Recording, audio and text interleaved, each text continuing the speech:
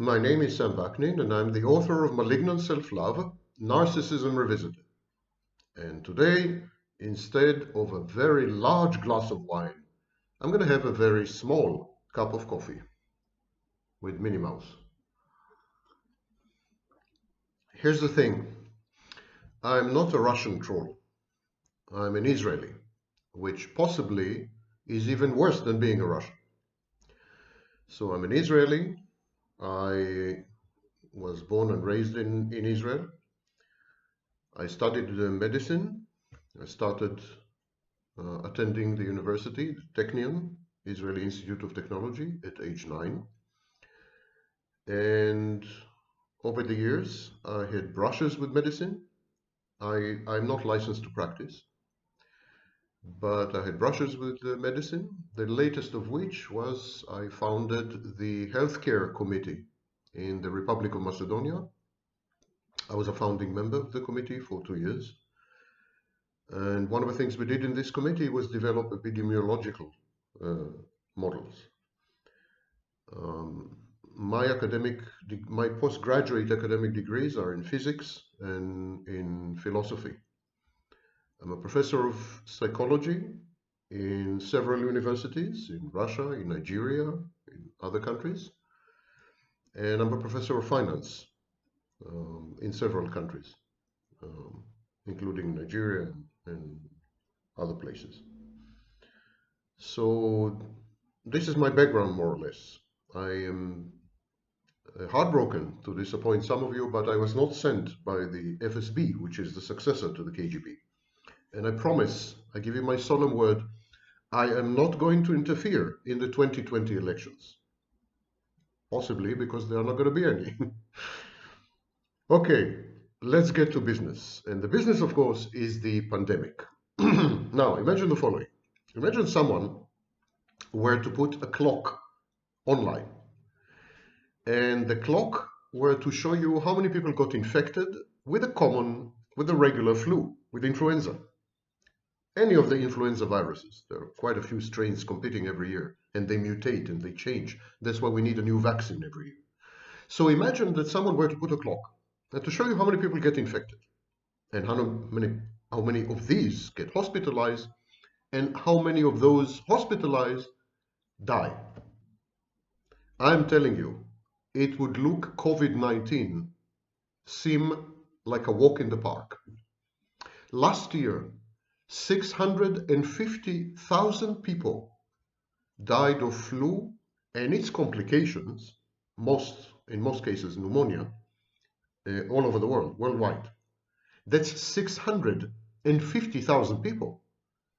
In a typical flu season in the United States, there are 40,000 people who die of the flu.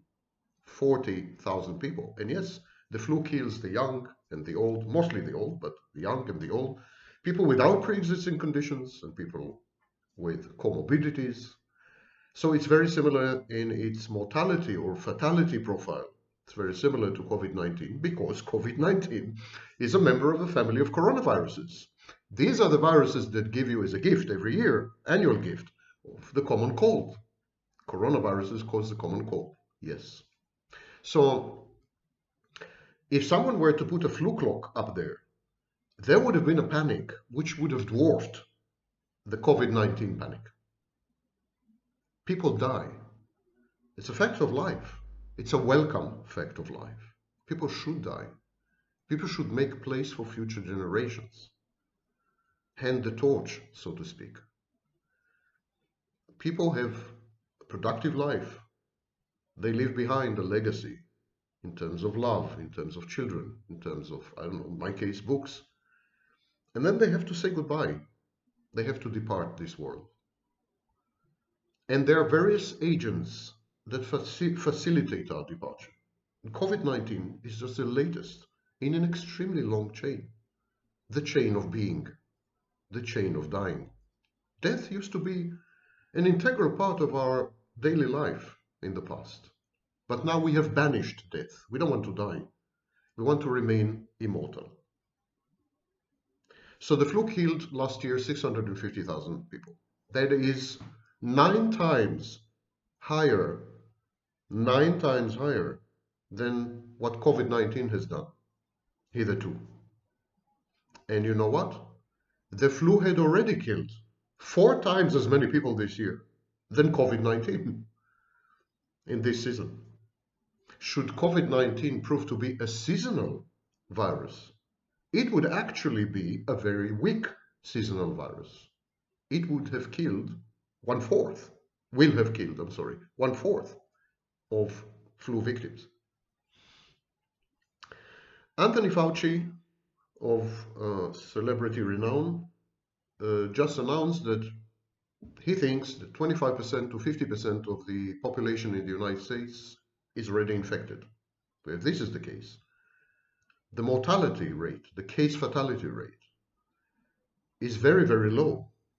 Much, much lower than even I say. I think it's about 0.7 or something. But if he's right, it would mean that the mortality rate is 1/10 of this. As low as the flu and lower than the flu. Anthony Fauci cannot have it both ways.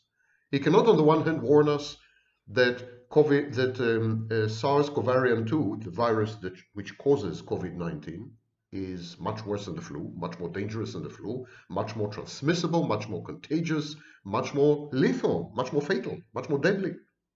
And on the other hand, he contradicts himself by saying, well, you know what, half the population is infected and there are so few deaths. He should adopt a consistent scientific position. We don't know yet how many people are infected. I agree with him on that. We lack a lot of information. It's curious that we are making no efforts to collect and to garner this information, that we don't have clinical trials, incidence trials, randomized trials, you name it. It's very curious because other countries have been doing this. Iceland, for example, is conducting a population-wide trial. Yeah, but you say Iceland is small. Yes, but every city, municipality, town, and state in the United States can do this. It's critical to gather data. But you know what? It stands to reason that half the population is infected because that's the conclusion Italian researchers have reached. And these are the figures that we are beginning to see in the United Kingdom, where 20% of the population is infected, and in Iceland, and so on and so forth, and Germany, where there's a lot of testing going on. I think about 130 or 150,000 tests a day. And we're beginning to see that actually the virus is much more widespread than we have ever imagined. And this is what viruses do. They infect at the speed of light. Herpes burst on the scene 2 years later. 90% of the global population had herpes.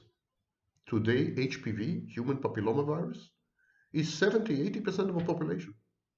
When it started, no one heard of it. AIDS, which is very difficult to transmit because you need to sleep with a guy or with a girl. AIDS has infected 75 million people. So the viruses spread. Viruses spread if you don't, So this virus, by comparison, is not very virulent. So why the panic and the hysteria in hospitals? What's going on? Why are they so flabbergasted and panicked and hysterical and well, first of all, it's good for budgets. Panic pays, so it pays to panic. You see, if I look at the figures, I'm at a complete loss. I'm a mathematical physicist. That's my training. One thing I know well is mathematics. So I can't figure it out. I'm also not particularly stupid, I'm being told. Put the two together and I still can't figure it out. Maybe I need more than 190 IQ. I don't know. Here's the thing. 1,800 people die every single day in Italy of natural causes. A day, mind you. Every single day. 1,800 people. In the totality of the pandemic, in 4 months, in Italy, 16,000 people had died. Now let's assume that all of them had died in the last 2 months. That's something like an extra 300 deaths a day. So it raises the tally from 1,800 to 2,100. Even that is highly optical. Why? Because many of the people who had died of COVID-19 or with COVID-19, we don't know yet, should have died anyhow. They were above the age of 81. 50% of them were above the age of 51. They would have been counted among the 1,800 that I mentioned before. But even, let's assume for a minute, let's go with the Italian government. Let's assume that all of them died of COVID-19 and only of COVID-19. No comorbidities, no other complications, nothing. COVID-19 killed them. That's another 300 bodies a day on top of 1,800 bodies. This is what brought the Italian economy, government and state to its knees. Is this, am I supposed to believe this nonsense? The state of New York has about 6,000, New York City has about 6,000 deaths a month. That's about 500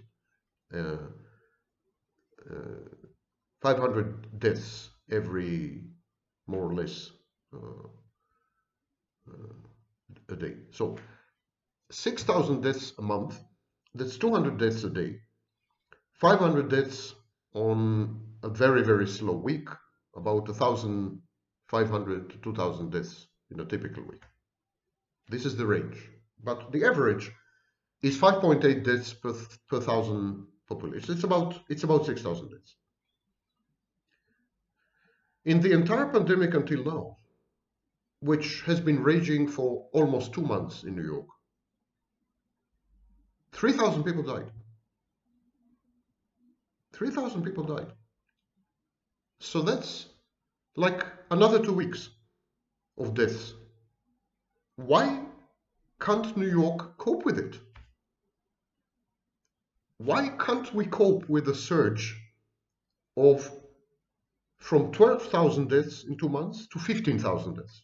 Why these extra 3,000 deaths ruin the system, compromise the system? Why our systems are so badly designed that they cannot cope with a surge of 20%?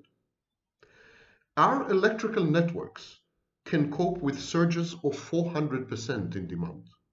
400%. Our stock exchange is built to cope with surges of 10% per trade. I mean, all our systems are built with redundancies, with shock absorbers, with ameliorators, with relays.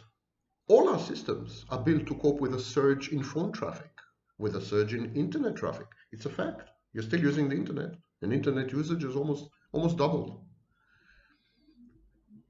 Why only the healthcare system is not built to cope with a minor blip? Because listen, 20% is within the variational range, the variance in a typical year. It's nothing. It's simply nothing. It's like a bad seasonal flu. Take into account that many of these dead would have died anyhow. They're old. Something is wrong in this picture. Either we are being egregiously lied to. People realize there's a lot of money in this panic. There's hundreds of billions of dollars coming from the International Monetary Fund, from the World Bank, $2.2 trillion from the American government, trillions of dollars from other governments. There's a lot of money sloshing around. And everyone wants to pretend that the problem is much, much bigger than it is, because the bigger it is, the more money you get. There is a monetary incentive here to exaggerate, to caricaturize the situation beyond human comprehension. I've been receiving letters and comments on YouTube from people living in Ecuador, and they were writing, I'm kidding you not, they were writing to me that there are carpets of bodies in the street. Bodies are uncollected in rubbish dumps. Hospitals are collapsing and disintegrating. I mean, I thought at the very least the bubonic plague had attacked Ecuador. Then I went online and I found out that Ecuador has 700 cases, of which something like 40 people died in 2 or 3 months. 40 people died in Ecuador in 2 or 3 months. Why? the whining and carping and exaggeration? Why the lies? Why the lies? The burden is not distributed equally among all hospitals.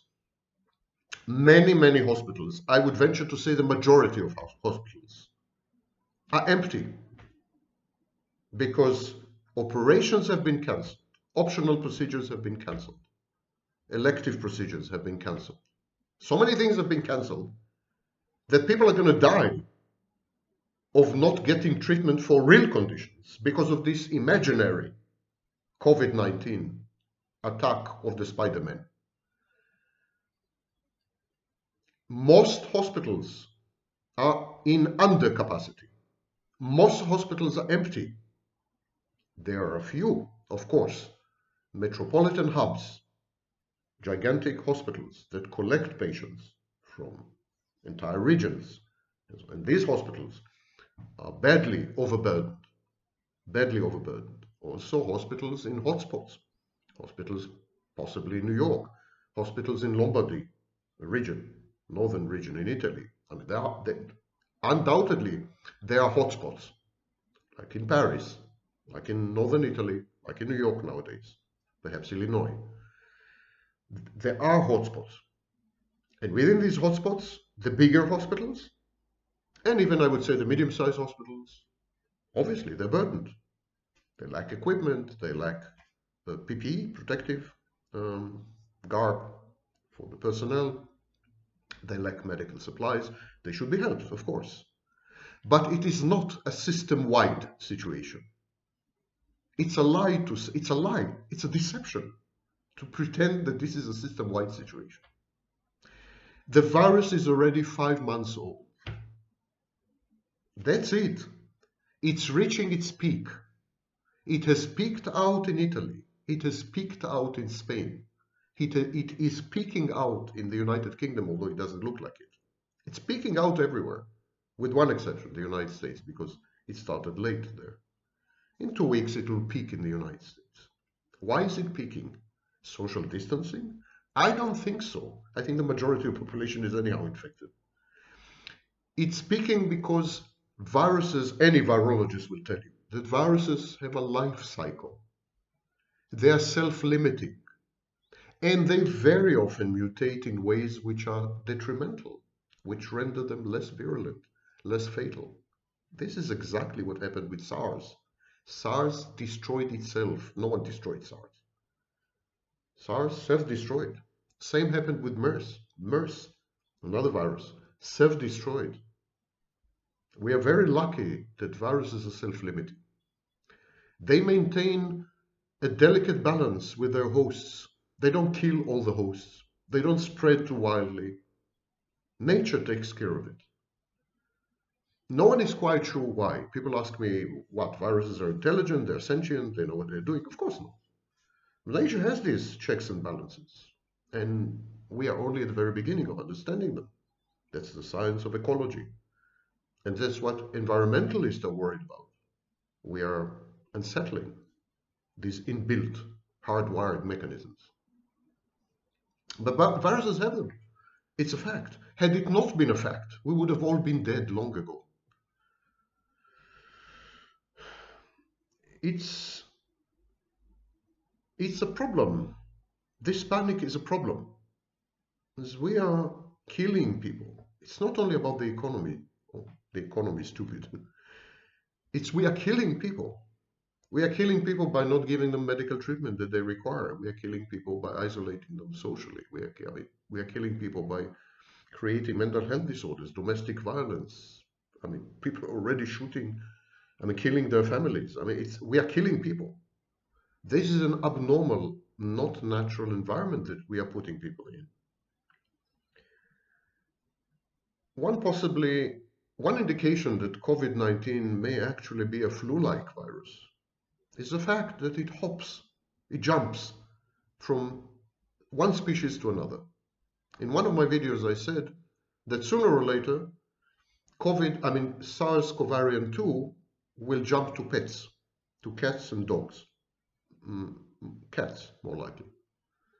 And I was flooded with wisecrackers and wise guys telling me how stupid I am. It will never infect animals and so on. But here we are. A tiger in a zoo has contracted COVID-19. The virus is jumping. It jumped from bats to pangolins, from pangolins to Chinese, and from Chinese to humans. And now it's jumping from humans to tigers. And it's going to jump back from tigers to humans. This is what the flu does. The flu jumps from humans to pigs and back to humans, jumps from humans to birds and back to humans. The flu peregrinates, moves among a pool of species. And COVID-19, SARS-CoV-2, the virus that causes COVID-19, is doing exactly the same. It's jumping between species, among species. It's a zoonotic virus and the whole thing is zoonosis. Now, the virus jumps to other species, mutates within this species, and tries to reinfect humans. And the good news is that this is precisely what the flu virus does. These mutations within other species actually render the virus less deadly, less lethal, less infectious. If you mutate, if you adapt perfectly to a pig, you would be hard-pressed to infect humans. Well, at least most humans. Some humans are pigs. If you adapt well to a bird, it would be difficult for you as a virus to infect a human after that. So these mutations are actually, in the long run, beneficial. People ask me, how do viruses mutate? They are nothing but packages of RNA and proteins and nucleic acids. How do they mutate? Well, it's not that they mutate. Mutation is a misunderstood term. Mutation is a part of natural selection. Here's what happens. Environment changes. For example, we introduce a vaccine or we introduce a treatment. The environment changes, or we develop immunity, herd immunity. The environment changes. And so many of the viruses die off. They can't propagate, they can't replicate within the cells, so they die off. But a few of the viruses are in a teeny way different to their brethren. So the vast majority die off, and there's a tiny number of viruses that survive. And these viruses are a bit mutated, a bit different to the other viruses. And so they survive, and they're the ones who now replicate, because they can cope with the vaccine, they can cope with the medicine, they can cope with immune people, and they're the ones now that replicate, and they propagate, and they create a new pandemic. And so this is mutation. Mutation is not something that happens to an individual, but something that happens in populations. It's something that selects. It's a part of natural selection. It selects the strongest. It selects the fittest. And they're the ones who create the next pandemic. And it's an endless race. There's a new pandemic, we invent a new vaccine, a new treatment, people get immune to the new strain, another mutation, and so on. It's a never-ending race. That's what happens with the flu, influenza, for centuries. I mean, viruses are adapting, the flu viruses are adapting, we're adapting. They're adapting, we're adapting. They're adapting, we're adapting. The good news is that we have Dr. Fauci. The viruses don't. I'm very grateful that this virus targets the old, because had it targeted the stupid, we would have been left with no humanity. So we should be grateful. I don't know to whom, but we should be grateful. It's the first time, apropos stupidity, the first time that I sympathize with Donald Trump. I mean, I was the first in March 2016 to suggest that the guy is a grandiose narcissist. I gave an interview to American Thinker, which is a conservative website, believe it or not. And there I said that I warned, before he announced his candidacy, actually, I warned that the guy is a seriously deranged, grandiose narcissist. But it's the first time that I find myself in full agreement with him. He is being pushed around by the medical establishment. He's being pushed around by interest groups, pharmaceutical industry, everyone. There's a lot of money here, a lot. And he's been pushed around, of course, by the Democrats. He's been pushed around, and he does his best. He offers resistance. At least my hat off. I admire him for that. It takes either courage or extreme insensitivity to do what he's doing. I should hope it's the first. We are heading into the last 2 weeks of the pandemic. Within about 10 days or 2 weeks, the number of new infections will have leveled off and gone down, and the number of deaths will have collapsed. In the United States, the number of dead people, dead victims of COVID-19 will be nowhere near 100,000. I think this number is wrong by a factor of 5 at least. The panic will abate if not kept high artificially, like introduction of masks. These are artificial measures to maintain the panic. But the panic will abate. And then what? We will look around at the wasteland that we had created with our own hands. This is by far the most self-destructive episode in human history, perhaps second only to World War II. It defies belief what we had done to ourselves. We're going to pay a price for years and decades to come. No, we are not. I'm not going to be here. I'm not going to be making YouTube videos in 10 years. But the next generations will. We saddle them with bills that can never be paid. A ruined planet, a destroyed economy, gender vertigo, no relationships, ugly world, civil wars, displaced people, 70 million refugees, diseases plenty. Wow, did we do a good job? Should they be grateful to us? Look at these ungrateful kids. They're not wearing masks to protect us. We gave them so much. We gave them so much for the future. What we did, we took the future away from them. We absconded with their future. But isn't this typical, narcissistic, selfish, egotistical, boomer behavior? They were unlucky to be born to us. Pity.